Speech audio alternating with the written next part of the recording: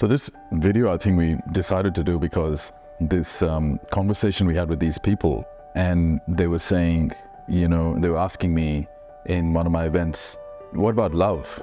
Because you know how I talk about success all the time. And so they're like, what about love and where does love fit in? First thing I always say is, I'm not a relationship expert, so I'm not going to give you any relationship advice.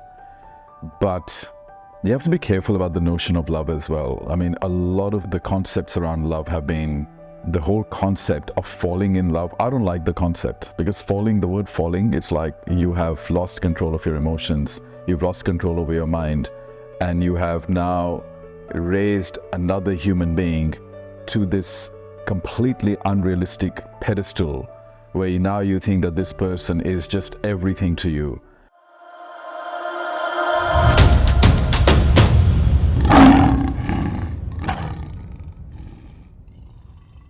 And it's a huge risk because human beings are so fickle, and a lot of human beings have not done enough work on themselves. They don't have the level of self-awareness.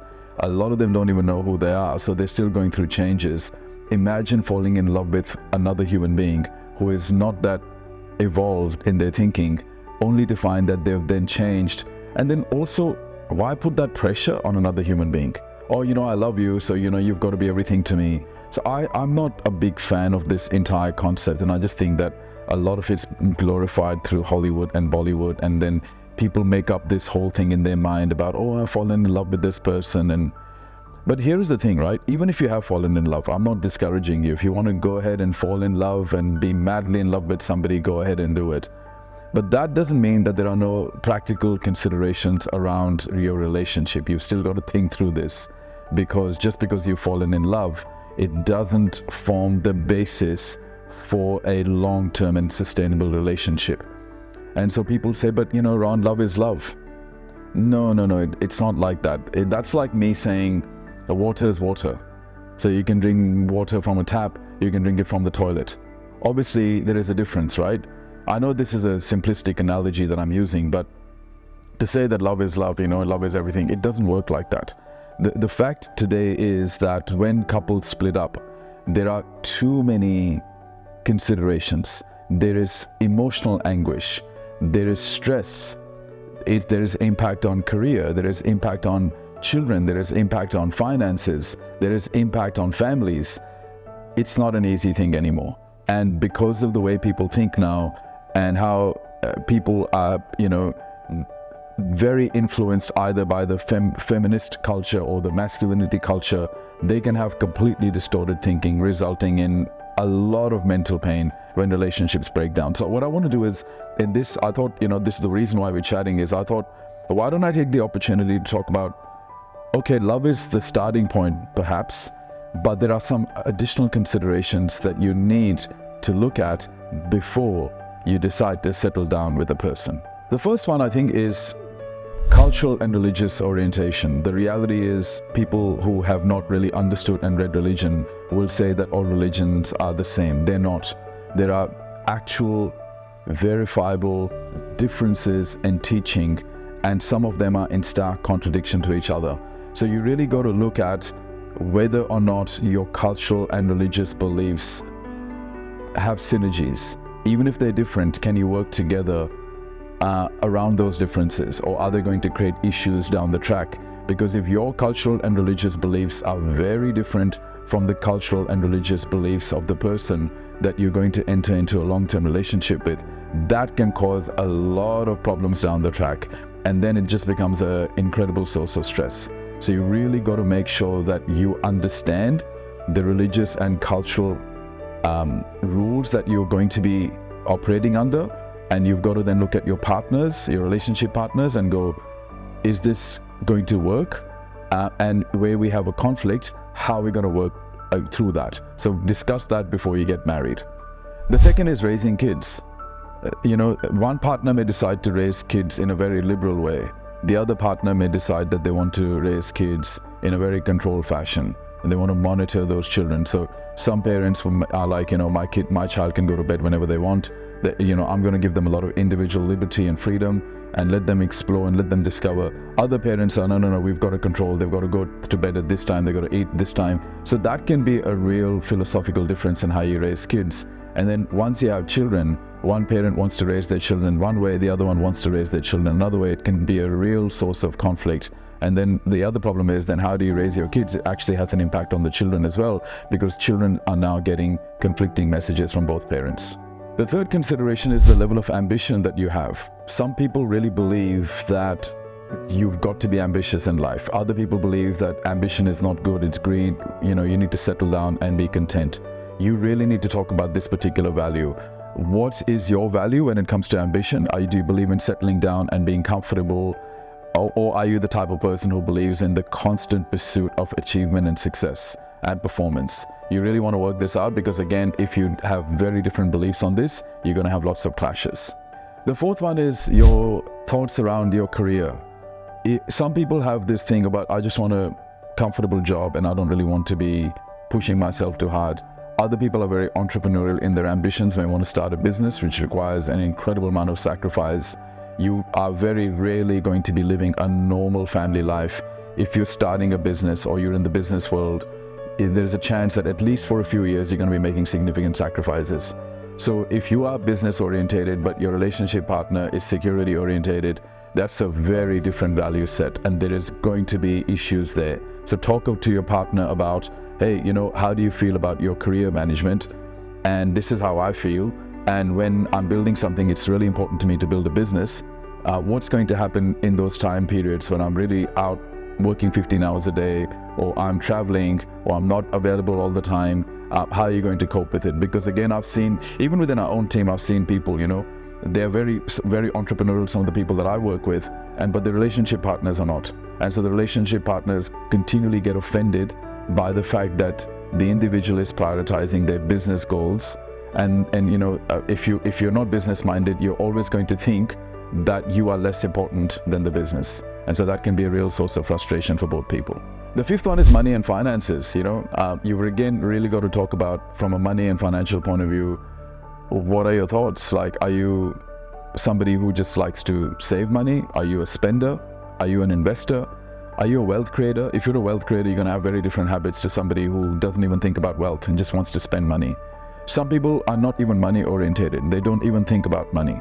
So this can be a real source of conflict in relationships, where one person wants to spend, another one wants to save, or one person is wealth orientated, the other person isn't. I think it's a good idea to at least spend 10-15 minutes talking about your views on wealth and money management, because again, this can become an incredible source of stress down the track. The sixth one is your perspectives on growth versus security. Some people are very growth orientated. I'm very growth orientated. For me, it's unacceptable to not continually grow in life, to continually take risks, to continually try new things. It's very important. But not everybody's like that. You can end up with a relationship partner who doesn't want to try anything new in life. They just like their security. They want to live in the same house. They want to see the same people. They want to work in the same place. They're security orientated. This can be a real cause of frustration for people who are growth orientated, that their relationship partner doesn't want to do anything, have no sense of adventure. Again, it's not about what's right or wrong. Obviously, we're always going to think that the way we live is right and the way other people live is wrong. Right now, I'm just talking about from a compatibility point of view. This can cause real issues when one person is growth orientated and the other person is security orientated. The seventh one is sexual orientation. Some people are very conservative when it comes to their views on sexuality. Others are very adventurous. And again, you've really got to decide this. Some people, they want to experiment, they want to try new things. Other people are like, no, I'm not comfortable with my body. So you really got to think about all of this sort of stuff. Some people are very comfortable with nudity. Other people are not, right? So again, I think sexual orientation, I think you need to ask, at least, even if you are not going to engage in sexual activity before marriage, it's a good idea to at least understand how the other person thinks about sex, because that can be a real problem in relationships down the track. And even if you're compatible in other areas, if in this area you're not compatible, then you can lose chemistry quickly, and then that can cause frustration in other areas as well. Eighth consideration would be how you want to live. Like, what preference do you have for location and home? Okay, so I, for example, love a traditional home. As you can see in my background, I love traditional homes. I love antiques, I love art. I'm not a guy who loves modern houses. So imagine you you want to buy a modern home and you want to live in a cosmopolitan, thriving city in the middle of hustle and bustle. But your relationship partner wants to live in the countryside in a quiet area. They want to have more land. They don't want to live in an apartment, for example.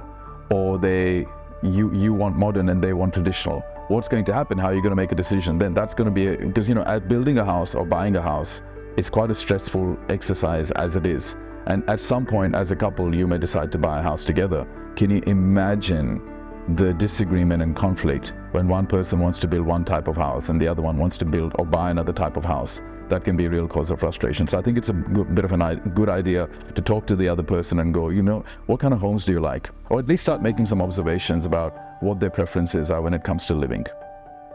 The ninth consideration will be political orientation.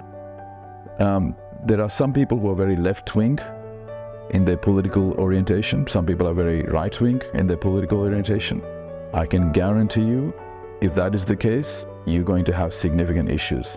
I mean, there are so many things. People had very different views now if they're left-wing thinkers versus if they're right-wing thinkers. So your political orientation, back in the day they used to say, don't talk about politics, don't discuss it. But now politics is so embedded in our culture, it is so embedded in the way we think, that it is impossible now to not talk about it. So I think it is a really good idea to understand the political orientation. Some people have no views right now. Some people may be completely neutral, and that's fine. But sometimes what happens is even people who are politically neutral, when there are situations that challenge them, they may actually end up adopting one kind of political belief. This happened in the whole vaccine thing. A lot of left-wing people were very pro-vaccine, a lot of right-wing people were not. So there was a real clash there.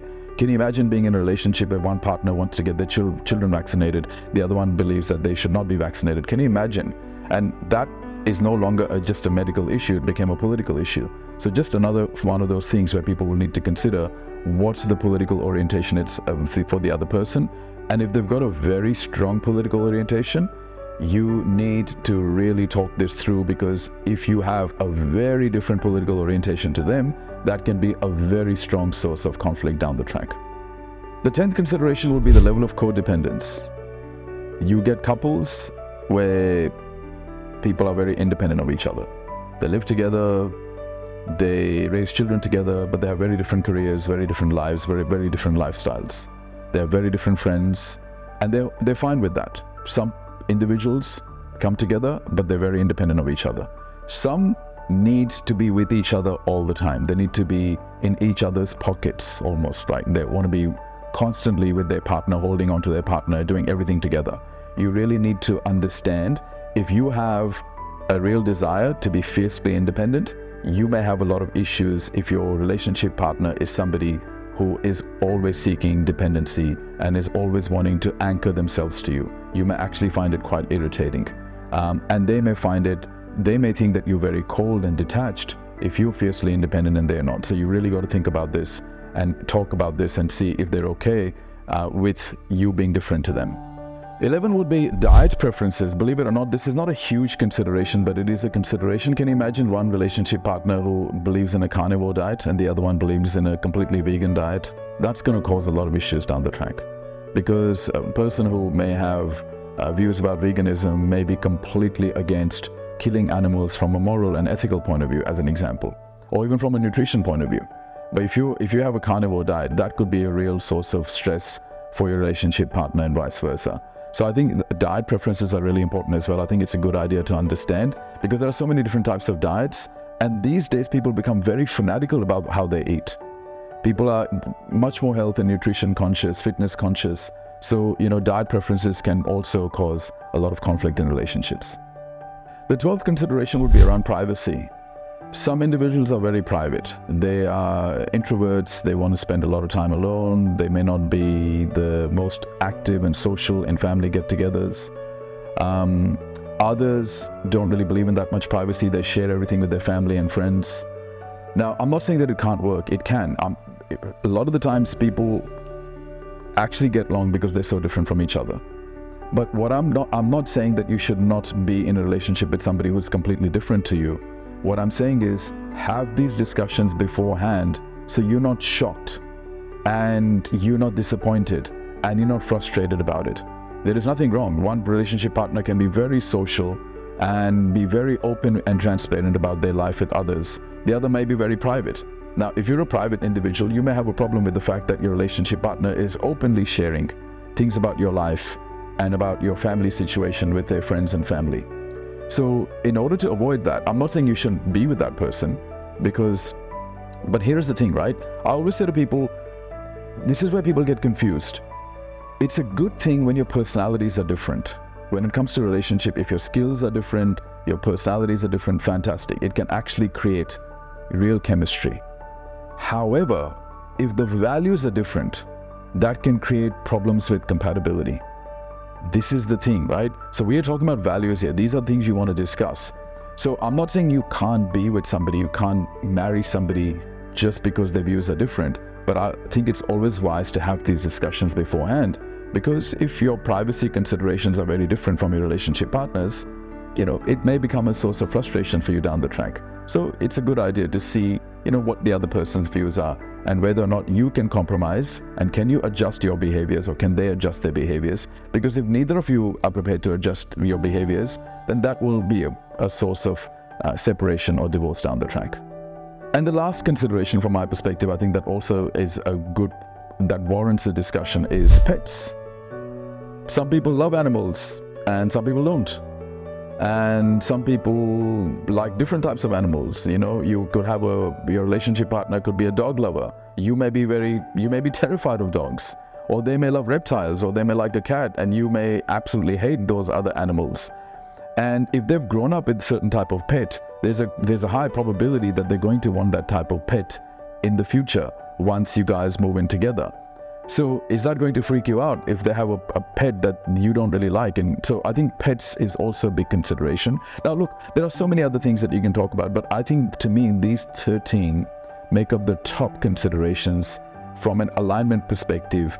And as I said, love is fantastic, chemistry is fantastic, but you can't just be in a relationship with somebody in the long term based on love and chemistry alone. There are other considerations, and I think it's a smart idea, especially when you consider the financial cost of divorce, the emotional cost of divorce, the impact on family when people separate and divorce.